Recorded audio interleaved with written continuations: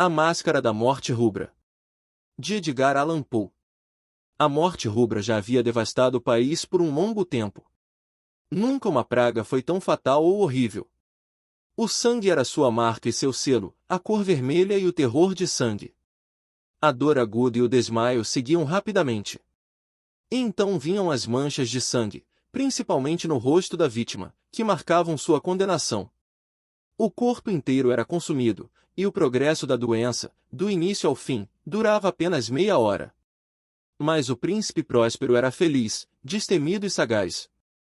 Quando seus domínios ficaram pela metade despovoados, ele chamou à sua presença 1000 amigos saudáveis e fortes, escolhidos dentre cavaleiros e damas da corte, e se retirou com eles para o refúgio seguro de uma das suas abadias fortificadas. Era uma construção grandiosa, criação do próprio príncipe, de gosto excêntrico, mas magnífico. Uma muralha alta e sólida cercava-a, seus portões eram de ferro. Uma vez dentro, os cortesãos trouxeram fornalhas e grandes martelos para soldar os ferrolhos. Eles estavam determinados a manter a praga do lado de fora. A abadia tinha comida abundante, segurança e uma grande provisão de entretenimento. Havia bufões, improvisadores, dançarinos, músicos e tudo o que fosse necessário para manter a alegria. Lá dentro, poderiam desafiar o contágio. O mundo exterior que se arranjasse como pudesse. Enquanto isso, seria uma loucura ficar triste ou pensar na morte rubra. O príncipe Próspero havia fornecido todos os meios de prazer. Havia entretenimentos luxuosos de todos os tipos. Dentro da abadia, os corações pulsavam com vida. Lá fora, a morte rubra continuava sua fúria. Após o 5º ou 6º mês de isolamento e reclusão, enquanto a praga devastava o exterior, o príncipe Próspero ofereceu aos seus 1000 amigos um baile de máscaras da mais extraordinária magnificência. Foi um espetáculo voluptuoso, essa festa mascarada. Mas primeiro, deixe-me descrever os salões onde ocorreu. Eram 7, uma série imperial de salas. Em muitos palácios, tais séries de salões formavam longas e retas galerias, onde as portas deslizavam abertas, permitindo uma visão ininterrupta. Aqui, o caso era bem diferente, como se poderia esperar do gosto excêntrico do duque. As salas eram dispostas de maneira tão irregular que a visão de uma delas não permitia ver além da próxima. Havia, em cada 20 ou 30 metros, uma reviravolta abrupta, e, a cada curva, uma nova visão. À direita e à esquerda, no meio de cada parede, uma alta e estreita janela gótica olhava para um corredor fechado que seguia as curvas das salas. Essas janelas eram de vidros coloridos, cujas tonalidades correspondiam ao tom predominante da decoração em cada salão.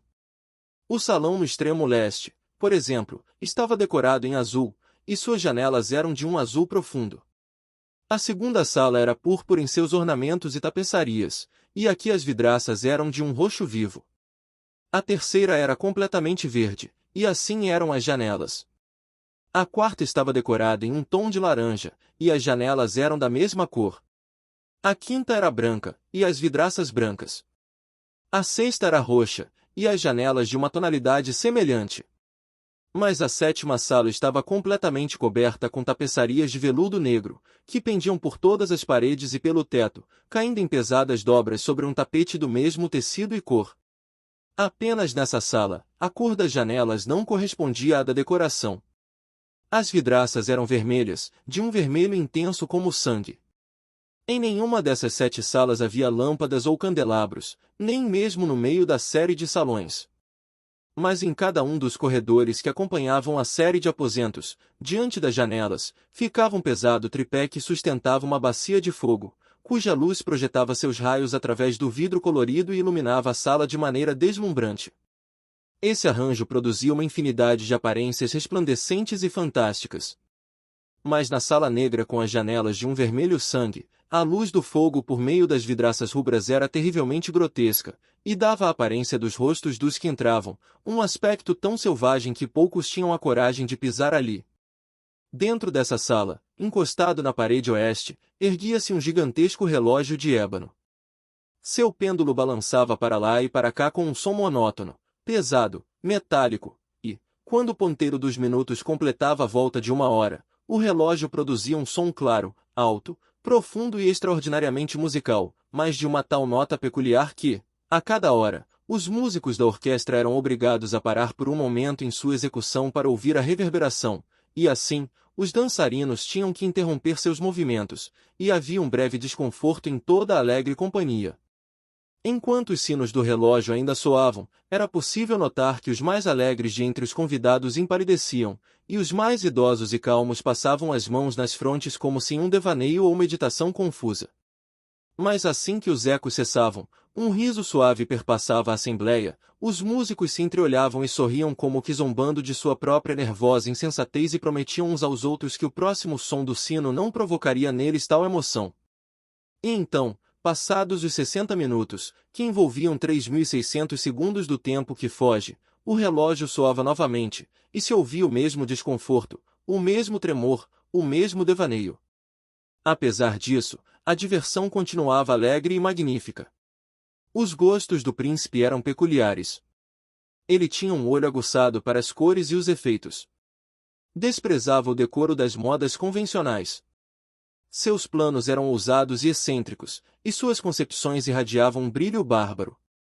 Havia pessoas que o teriam considerado louco. Seus seguidores sentiam que ele não era louco, mas que precisava ser compreendido e admirado. Ele havia dado vida a este baile de máscaras. A cena era requintadamente voluptuosa. Havia muitas figuras macabras e de pesadelo ali, de forma que não se poderia acreditar que fossem frutos apenas da imaginação. Mas os detalhes dessas figuras eram suficientes para abalar a razão. Havia muito do esplendor, muito da beleza, do bizarro e do terrível. 7 salões era o que abrigava essa exibição do príncipe, e, em verdade, esse era o tema que se movia por toda a cena. Não havia nada que pudesse lembrar da realidade da vida ou da morte. Para quem passasse de sala em sala, o fluxo de uma visão para outra parecia não se assemelhar com os contornos da existência cotidiana. Era como se fosse uma festa de sonhos. No entanto, naquela última sala, a mais oculta e sombria de todas, onde as tapeçarias negras caíam pesadas sobre o chão do mesmo tecido e onde a luz de fogo rubro atravessava as vidraças escarlates, nenhum dos convidados ousava se aproximar. Ali, o relógio de ébano também soava com um tom tão sinistro que todos, sem exceção, ficavam pálidos e inexpressivos, interrompendo qualquer movimento ou riso. Ainda assim, apesar do terror que esse relógio causava, a vida vibrava com intensidade. O riso logo voltava, as músicas tornavam-se mais animadas, os convidados moviam-se de um salão a outro em uma vivacidade exaltada. Mas então, à medida que o relógio soava novamente a passagem de outra hora, havia o mesmo tremor, o mesmo silêncio inquietante. Mas, em meio à euforia daquela noite mascarada, muitos finalmente perceberam a presença de uma nova figura entre os convidados. No início, quando se notou a sua chegada, um rumor de surpresa, talvez até de horror, percorreu a multidão. Quando se espalhou o murmúrio sobre essa figura, houve quem expressasse uma forte desaprovação, vendo na presença dessa nova aparição algo de ultrajante e grotesco, mesmo para os padrões extravagantes do príncipe. A figura não estava apenas fantasiada, sua aparência imitava a de um cadáver atingido pela morte rubra. Suas vestes estavam manchadas de sangue, e sua máscara exibia um semblante tão semelhante à rigidez cadavérica que até os observadores mais acostumados à bizarrice sentiam um arrepio. A imagem da morte rubra se fazia completa em todos os detalhes. Quando os olhos do príncipe Próspero pousaram sobre essa terrível aparição, ele tremeu violentamente, seja de raiva, seja de medo. Contudo, com o rosto ruborizado de ira, ele ordenou que o intruso fosse capturado e desmascarado, para que todos soubessem quem ousava insultar a festa com tamanha blasfêmia. Mas ninguém ousou aproximar-se da figura. Ela caminhava vagarosamente entre os convidados, com um andar firme e deliberado, indo da sala azul para a púrpura, depois para a verde, a laranja, a branca, a roxa, e finalmente, para o salão negro. Cada vez que passava, o príncipe e seus cortesãos se encolhiam de medo e hesitação, incapazes de deter a figura misteriosa. Finalmente, tomado por uma fúria cega, Próspero avançou impetuosamente, brandindo uma adaga que sacou de seu cinto. Ele correu pela sala púrpura, depois pela verde, até alcançar a figura na sala negra. Mas assim que levantou o braço para atacar, houve um grito agudo, e o príncipe caiu morto no chão. Então, os convidados, tomando coragem, se precipitaram sobre o estranho mascarado, mas, horrorizados, descobriram que debaixo do traje e da máscara não havia corpo algum. Apenas o vazio. Como se a própria morte rubra tivesse tomado forma e agora estava ali presente entre eles, espalhando seu terror silencioso. Um a um, os convidados foram caindo no chão, morrendo da mesma maneira rápida e cruel que a praga que assolava o mundo exterior. E assim, a morte rubra reinou soberana sobre todos.